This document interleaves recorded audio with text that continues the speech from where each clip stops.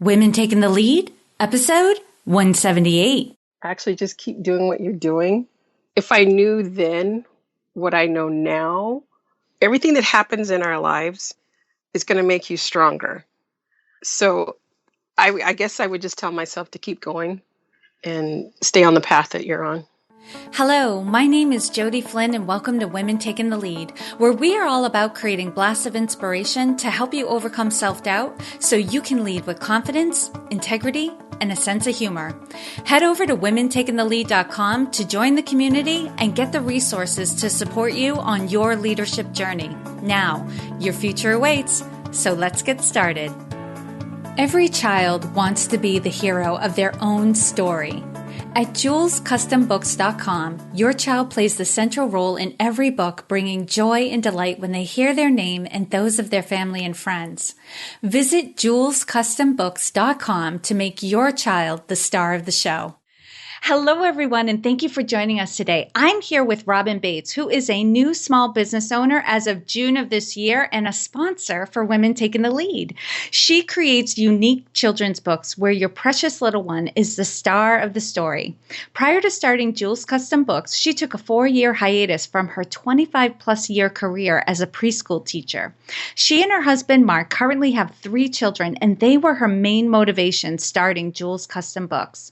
The love of reading is a gift they wish to instill not only to their children, but to as many other kids as possible. Robin, that is just a little overview for everyone to give them an idea of who you are. But, tell us more about you and your own humble beginnings. Well, first of all, thank you for having us on your show today. Yeah.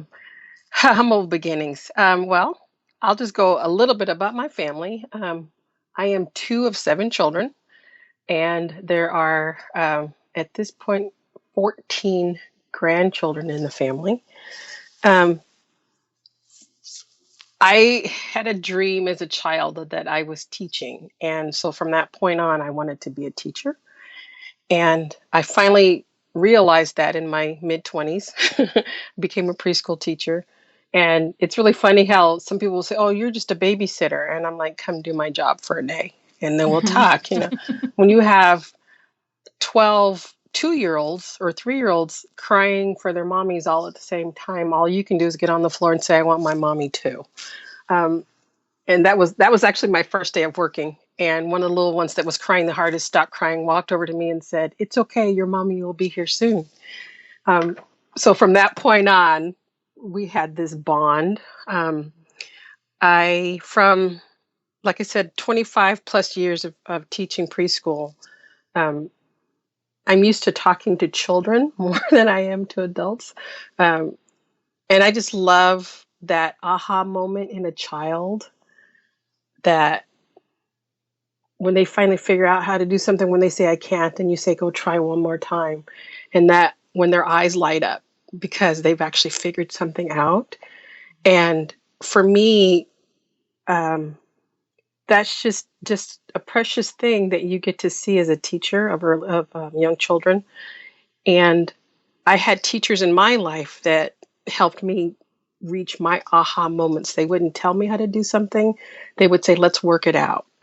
My mother was that type of a mother as well. She never, I shouldn't say never, she rarely gave us an answer. She said, what do you think? And she was the best teacher in my life, was my mother. We lost her a couple of years ago.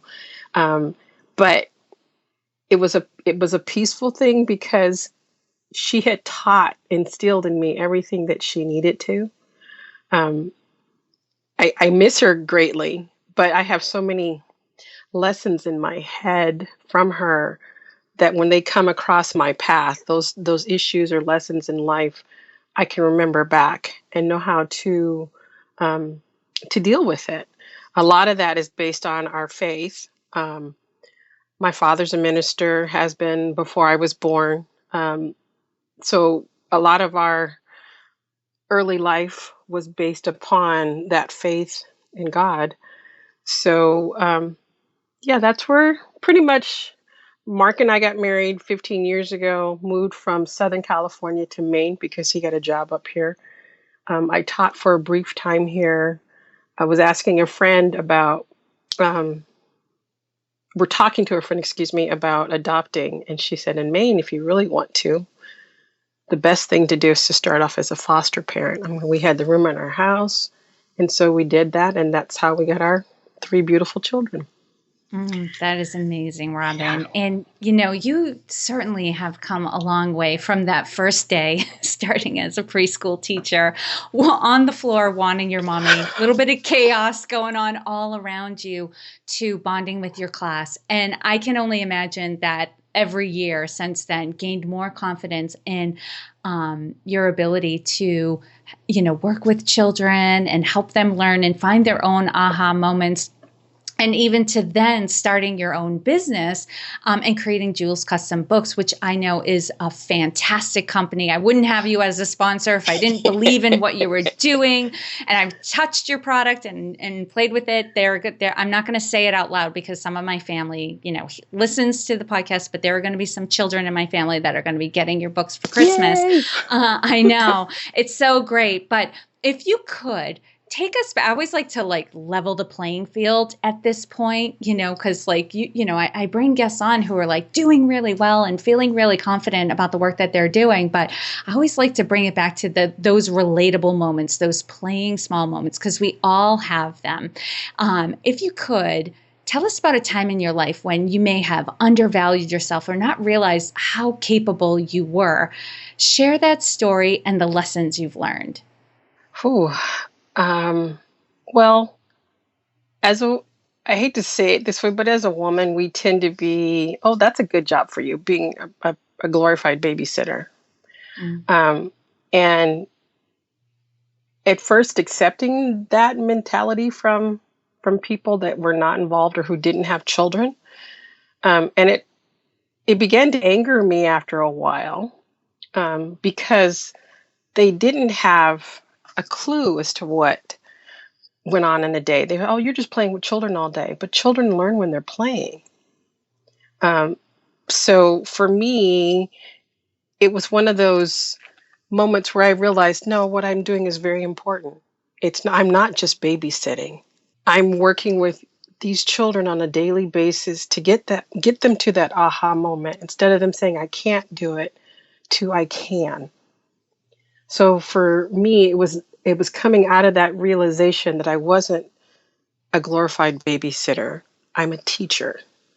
And so that was I've seen the saying now, my superpower is a teacher. What's yours?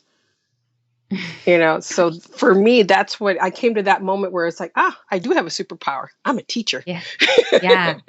And that's a big deal, and I think there's a lot of things in our lives we downplay its importance and the value that it brings to ourselves, our families, and to other people. And how do you apply this lesson in your life right now? With my children, they'll, especially our older one, will tell me I can't do something, like I can't put on my socks, I can't put on my shoes. And I know that he can. He just wants to watch TV or do something else instead. And I'll say, you can do it. And I want to see it. Or I turn it back on him and say, oh, no, you can't do that. And when I tell him he can't, he's all over it and begins to do it himself. So I like to see, and even in the youngest one, who will be 2 next month, she says all the time, I do it, I do it, I do it. She doesn't say I can't. And she gets actually upset with me if I try to help her with, stuff. Yeah. It's that, using that and knowing that what my children are capable of, and not pushing them, but encouraging them to do it. I love that. And now, Robin, if you could share with us another time in your journey, one in which you had an aha moment, a wake-up call. We call them a lot of things, like light bulb moments, but those are like those flash instances. But then for some of us, and I know this has happened to me many times, the universe had to send me message after message before I finally got it and took action. If you could, tell us about a wake-up call you had gotten, and then the steps you took after that led to your success. Well, this goes back to my preschool or kindergarten days. The book by Ezra Keats, A Snowy Day. I remember the day the teacher held up the book and there was a black child on the front of that book. And I was like, hey, that child looks like me. And it was a moment in my life where I realized how important everybody is and that I could be a part of that. So when my husband found the business for custom books, and I was reading over their literature about what they really do, I thought back to that moment, how important I felt, and I wasn't even mentioned in this book, that how important it would be and special for a child to know that the books aren't just about Cinderella or Sleeping Beauty, but they can become the star of a story. So that was my aha moment as far as, yes, we can do this business, because I realized how important, I know how, I've always known as a teacher how important reading is for a child, but to put them in the story where they feel that important, I'm in that book, that realization that they were important. So for me, it was back in kindergarten, preschool age, where that began, but it was brought back to me when my husband found the company. Mm. And so in the aha moment, connecting a time in your life when you saw a character in a story that looked like you. And for those who aren't aware, with Jules Custom Books, the customization is the child's name is used as the main character in the story. So if I were, anywhere from like 2 to 10 years old, someone could buy me a book, and the main character in the book, their name would be Jody. Correct. Yeah. And that's really powerful because kids love seeing themselves in the story. They connect with it so powerfully. And then their desire to learn how to read goes up. Correct. Exponentially, I imagine. Like, that's me. That's me. Exactly. I love the product, and I totally believe in it as well, Robin. When I heard what you guys were doing, I was just like, that is fantastic. That is amazing. And also what I want everyone to get is there's no one way to lead, you have a different background than a lot of people, having worked with kids. And so I'm sure your leadership style, partly with your personality, your life experience, and adapting to your audience, and at that time was children. You've developed a different leadership style than some other people, but that's great because it's great to have a diverse styles all around us, because then we can complement each other. So Robin, how would you describe your leadership style? I believe in mentoring others as instead of trying to make them do things a certain way. I tend to ask a lot of questions. How would you do this? Or ask them questions before I give them advice is my key thing, because I want to know exactly what that person's looking for from me, or what they're looking to do.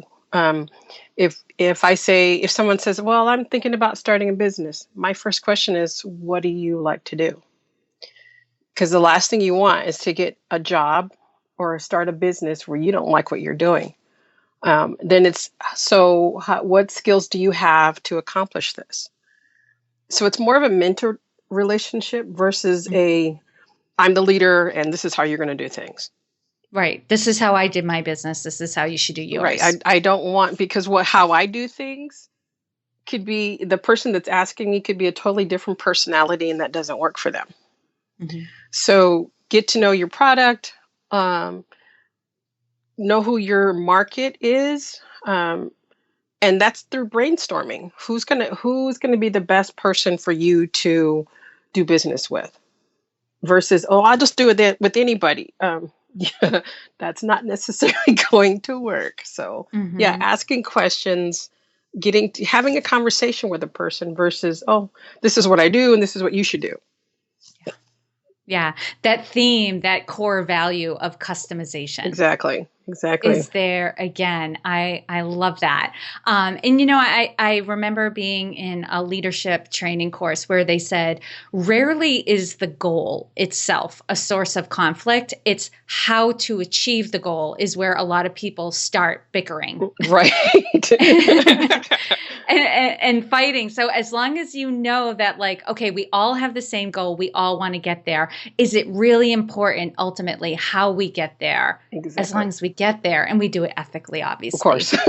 Of course, like with that almost goes without saying, but all of a sudden I was like, I should say that because I don't want anyone to get the wrong Right. impression that I'm I endorsing right. anything. I don't believe on stepping on people to get where you need to get to. I don't think that's the necessary path in life, that I have to take all your business away from you in order for me to succeed. If this is the niche that you have, two people could do the same business completely different. Instead of trying to bicker with one another or take business from one another, have integrity in what you do. And most customers or people, I'm the type of person that I will watch how someone does business, and if I don't like their ethics, they might have a great product. I might not buy that product from them because of the way they handle their customers. And Robin, what's one thing you're working on right now that you're really excited about and want to share with us? Ugh.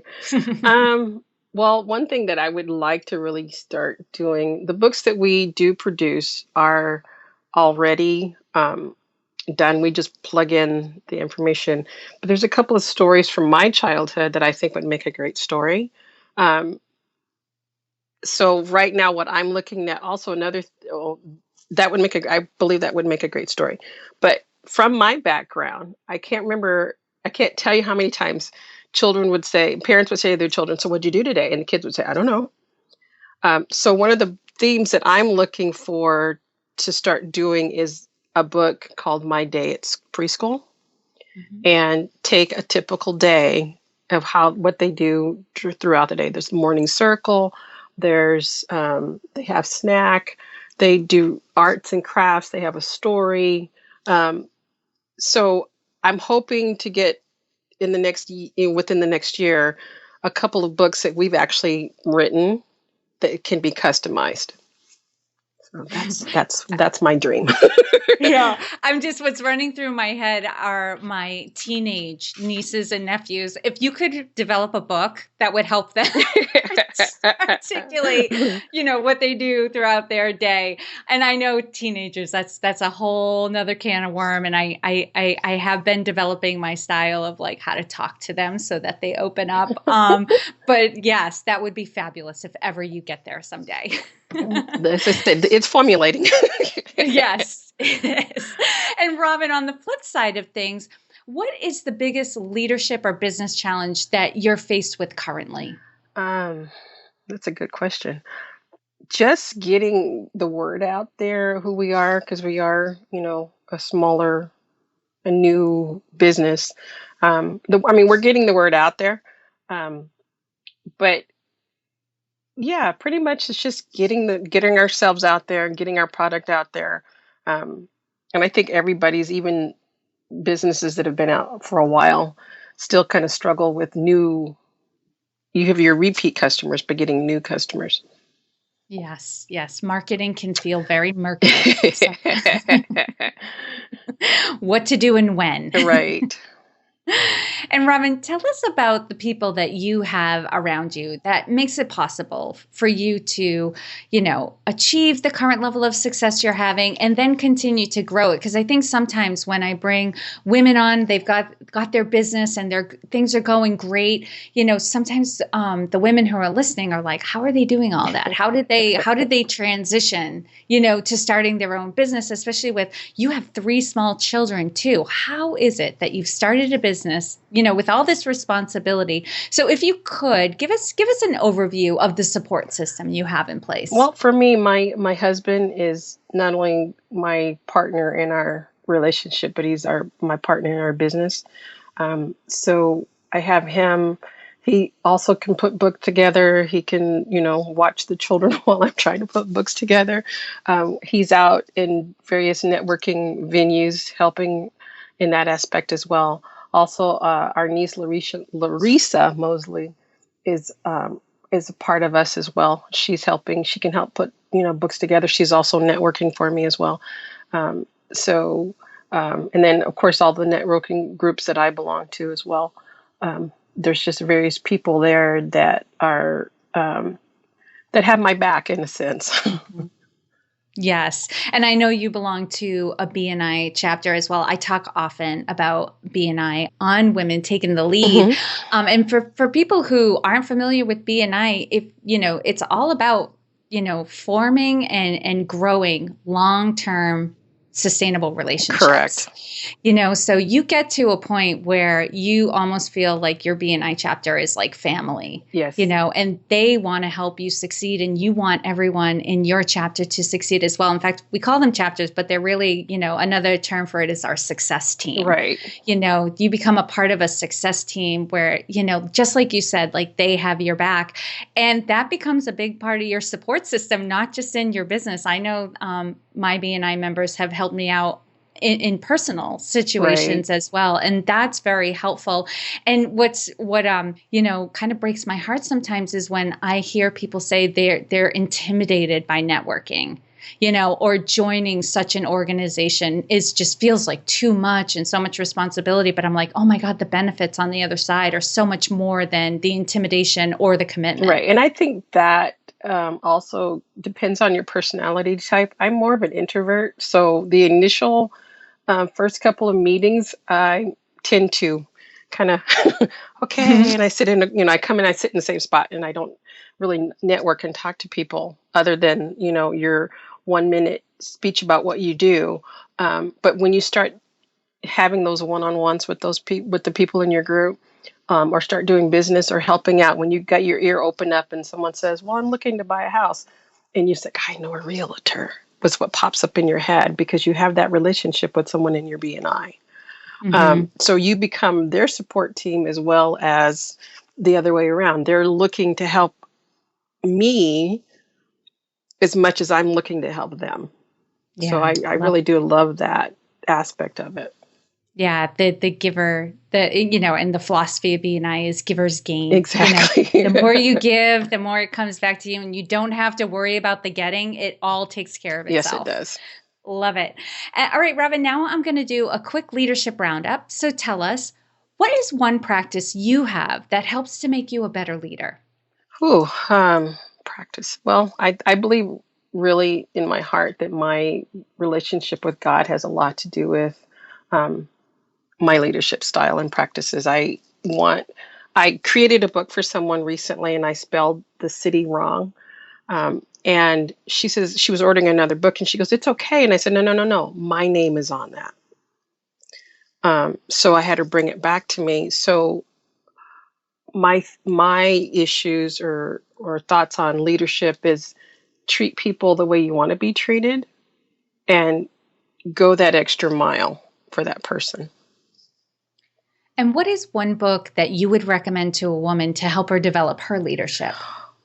Ooh, that's a good question. And for me, it's the Bible. So I would be the way I would, like I said, that's my take on it. Is the Bible. Yeah, and I just want to come in here and say, because sometimes when I have a guest on, they'll start with, well, it's not a business book or it's not a leadership book. And this is the thing, developing yourself as a leader has a lot to do with personal development. Exactly. So helping somebody develop their leadership style, might be a book on, how to organize your finances. Right. Like if you get that under control, you'll actually be able to bring more of yourself forth as a leader. So, when I ask this question, I want to hear for you, Robin, what would you recommend to a woman to help her develop her leadership? And boom, was right there for you. So thank you. And Robin, what advice would you give your younger self? Actually, just keep doing what you're doing. It's if I knew then what I know now, I don't know if I would necessarily tell myself that other than to keep doing, because everything that happens in our lives is going to make you stronger. Um, so I guess I would just tell myself to keep going and stay on the path that you're on. And share with us a success quote or a mantra and why it has meaning for you. Well, for me, my father is a pastor and minister, and he has this acronym that is fear is false evidence appearing real. And I keep that in my head all the time. So if I start to fear failure, it's false evidence appearing real. Yeah, I love that. And lastly, Robin, what is the best way for this community to connect with you? Well, there's a couple of ways. You can reach for emails. It's robin@julescustombooks.com. I also have a Facebook page, which is at facebook.com/JulesCustomBooks. Our website is www.julescustombooks.com, and that's JEWELSCUSTOMBOOKS.com. That's a mouthful. And if someone needs to reach me, I do have a phone number, which is area code 207-221-6973. I love it. And don't worry about the mouthful. And for those of you listening, I know sometimes you're on the go and like the idea of having to stop and write something down might cause an accident. Please don't. Or some other calamity, right? So you can find all of the resources, all of the links to the websites that Robin shared in this episode at womentakingthelead.com.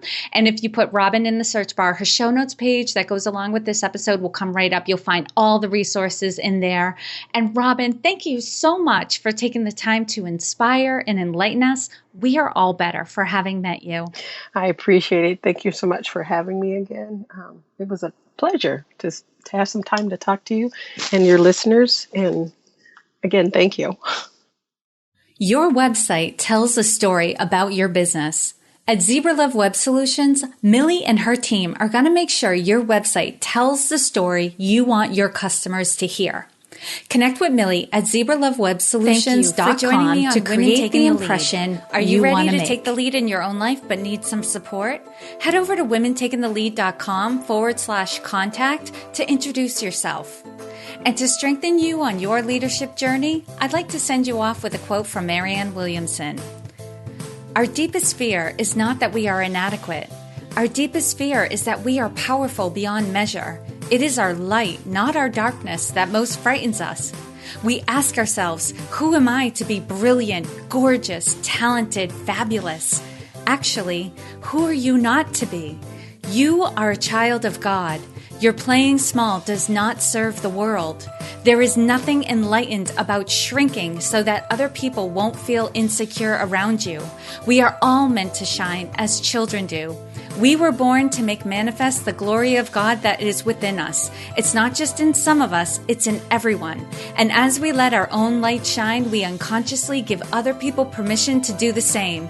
As we are liberated from our own fear, our presence automatically liberates others.